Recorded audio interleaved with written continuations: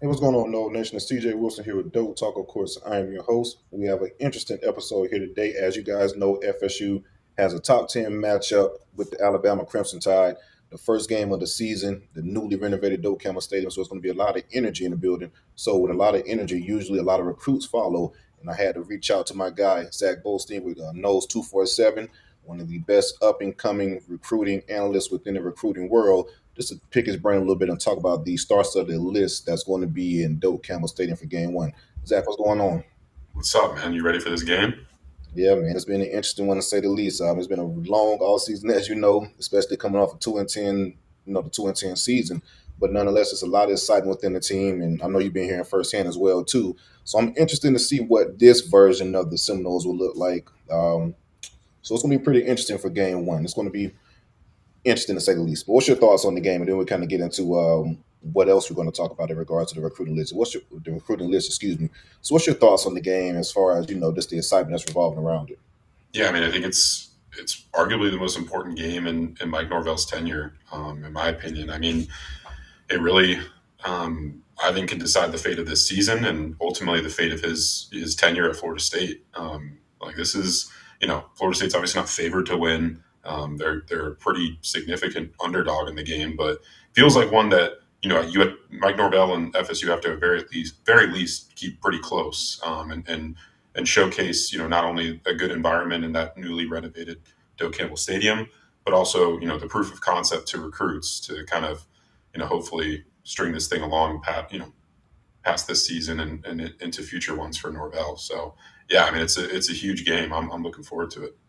Yeah, and with the interviews you've been getting over the summer, a lot of recruits have been they the message has been great, right? But a lot of recruits want to actually see the proof of concept and see it work on the field. If that can happen along with the off the field message, then things could probably go in FSU favor for a few things. So let's kind of jump into the list. But before we get started, make sure you guys hit that like button and subscribe to the channel if you haven't already. Go ahead and hit that like button. It takes a few seconds out your time. All right, so like I said, it's going to be an interesting weekend as far as a big recruiting list. We have an official visitor that's going to be on campus as well. Jump into this official visitor for FSU, and let's talk about that recruitment for a second. Yeah, it's been an interesting recruitment. So Asharri Charles, he's a four-star edge rusher out of Venice High School, powerhouse down there in the Central Florida area. And Ashari Charles is currently a Miami commit. He committed there over the summer. Florida State really hasn't been involved much in his recruitment heavily to this point, although they were his first ever offer all the way back in 2023. So they've kind of circled around here in the last month or two. Florida State did not land any edge rushers over the summer. They did land a few guys on the D line, but they project to play those interior positions. With Tony White's defense, they want to recruit to that jack linebacker position, and that's what Ashari Charles would be for FSU. So yeah, this is one of their top targets going into the season at that position. It's going to be an interesting recruitment, and when I say that, I mean I think NIL is going to be a pretty big factor with Charles. I've heard Texas Tech is another school that's kind of circled this recruitment as of late, and he's also committed to Miami, who we both know is a big spender in this sport. So yeah, I mean it'll be an interesting recruitment to follow. I think Florida State probably has to go out there and play a really good game to impress a recruit like Charles and play themselves into potentially flipping him from Miami. But yeah, I mean he's the only official visitor I expect at Florida State this weekend from what we've heard. So he'll be a key guy to watch throughout the weekend and past that.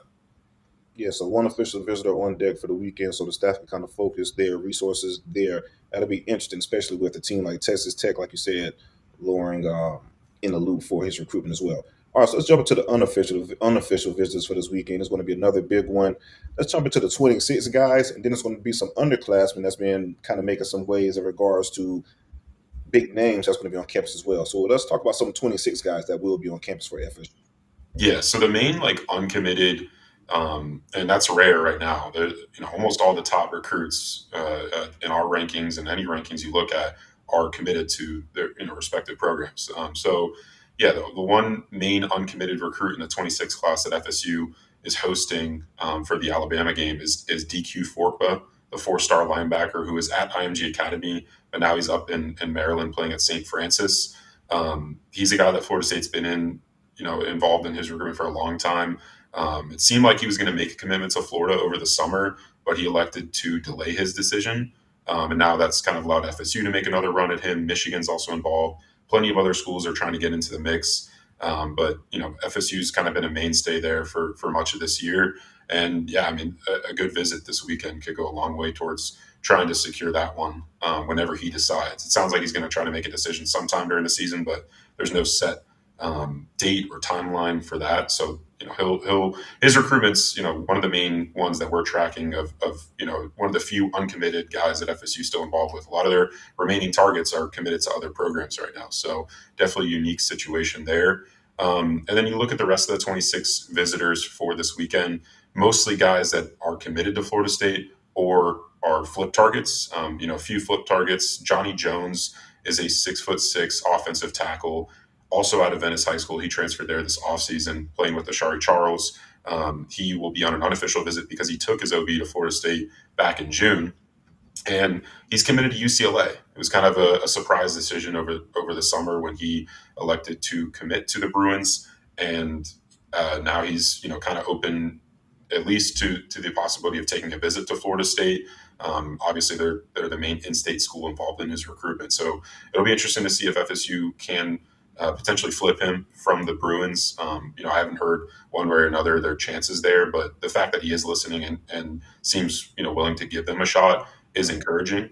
And then, some key FSU commits that are set to return to campus: 5-star cornerback Chauncey Kennon out of Sarasota, 4-star defensive lineman Ernest Rankins, 4-star tight end Xavier Tiller, 4-star wide receiver Devin Carter. There's a bunch. Basically, all of their commit list is going to be there. It's going to be a pretty loaded group of guys that have already made decisions to commit to Florida State as well. Yeah, that's an interesting one in Johnny Jones, and I didn't know he transferred to Venice as well. Like, if I'm not mistaken, there's a Charles Lester from Venice as well too. Yeah, I think Charles Lester played his senior season at Venice. Yeah. Right, yeah. So got some ties within the Sarasota area, and of course, Keenan, who's already committed to FSU. Pretty sure he's been recruiting those guys too. And you mentioned DQ, if I'm not mistaken. Yeah, that's the guy that pushed his commitment back, and it's going to be interesting to see if they can get in and show him something worth seeing, within this first game. All right, let's get into some of these underclassmen. As you mentioned, most of the 26 class has committed over the summer, and that recruit the majority of the 26 class has kind of shut it down. You have a few guys that still taking visits here and there, but the main, I guess you could say, you use this season rather as far as visits to kind of build your class for the future underclassmen. So talk about some underclassmen that's going to be on FSU campus for this weekend. Some heavy hitters within the 27 to 28 recruiting cycle. Name a few that's going to be standing out to you as far as some recruitments to watch. Yeah, I mean, you're definitely right. It's kind of the season's kind of turned into the point where you're trying to get a head start on next year's class. Whereas, I think you and I remember before, I mean, you were trying to build out your class during the season and into the off season. So yeah, it's definitely just continue to get more and more advanced to where, almost all these prospects are committed. But yeah, some important prospects set to make it in that 27 class. I think none more important than 4-star quarterback Kavian Bryant.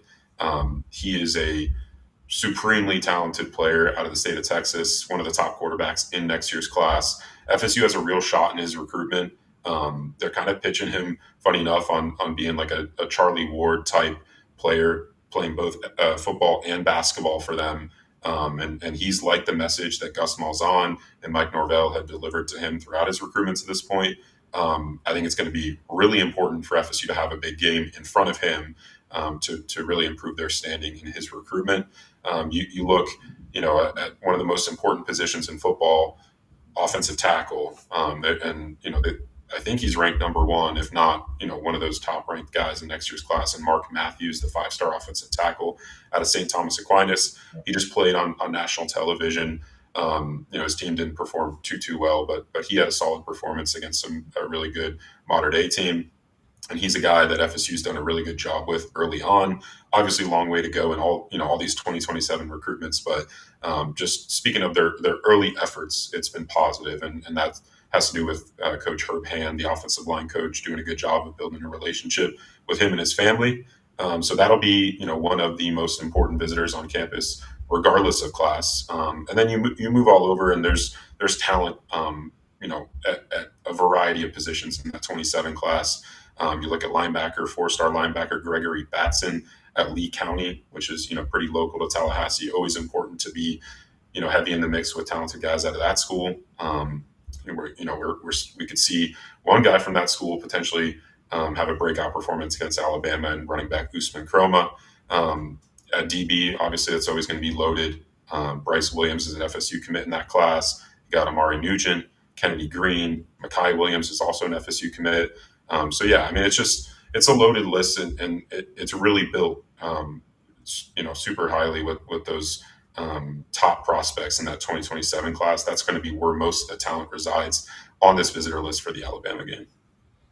All right, Zach. One more name I want to talk about before I get you out of here. And I rarely want to talk about kids that's this far down the line, but this is a rare case, and this kid here is probably going to end up being one of the best prospects we've seen in a long time in the rights of a Jeremiah Smith type of player.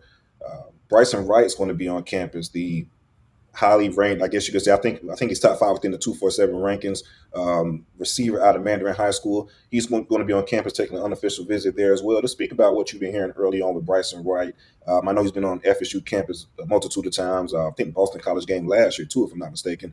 So to speak about that, with getting that type of player on campus and just, I don't want to say early recruitment buzz because it's so far along the line, but just to get that type of player on campus and your opinion on that. Yeah, well, I'm not sure that he's like 100% going to make it on campus because I was talking to his dad, I think earlier today, and he said that they might hit up the Miami game. But regardless, I expect him to be on FSU's campus at some point this season. And you're right. I mean, he's the type of recruit that has that generational type label potential, just from what he's shown so far as a 2028 recruit. I remember hearing about him and seeing him in person last year, in his going into ninth grade, and just being like I thought someone was messing with me when they told me that he was as young as he was, considering how he looks like. I mean, he looks more ready built than some of Florida State's current wide receivers in their room. And he's obviously going into the 10th grade. So yeah, I mean, he's an uber talented prospect. I've seen him a number of times on the 7-on-7 circuit, and he just continues to show up. Obviously, everyone saw the catch that he had in that Jaguars camp, the 7-on-7 thing, and I don't even know how that's possible, but he makes it happen. I've heard that Florida State is kind of a school that I know his dad's a big fan of FSU, and I think they kind of grew up rooting for FSU. Obviously, we know, if I say dream school, people are going to freak out because we've had a lot of recruitments go sideways when that words are said. But yeah, I mean, FSU's done a good job early with him. I think obviously it's going to be a national recruitment. Ohio State's another school that's done a really good job early on with him. Obviously, they've been wide receiver U as of late, so not easy to win a recruitment against Ohio State for a top receiver prospect. But that's what FSU's going to have to do if they're going to land a prospect like Brysen Wright. Yeah, most definitely. He's one of those generational type of players, and of course, results on the field play a factor as well too. So we got to factor that in as well. Zach, as always, it's a pleasure. As always, if you have time, I know you're going to be busy as hell on Saturday with recruiting coverage and things like that. But if you have some time, stop by Lot 19, hang out a little bit at the tailgate, and we'll chop it up a little bit, man. It's going to be a star-studded event. Come on and get you a plate and hang out a little bit if you do have some time. That sounds fun, man. All right, man. It's always a pleasure. Make sure you guys hit that like button, subscribe to the channel. Go Noles.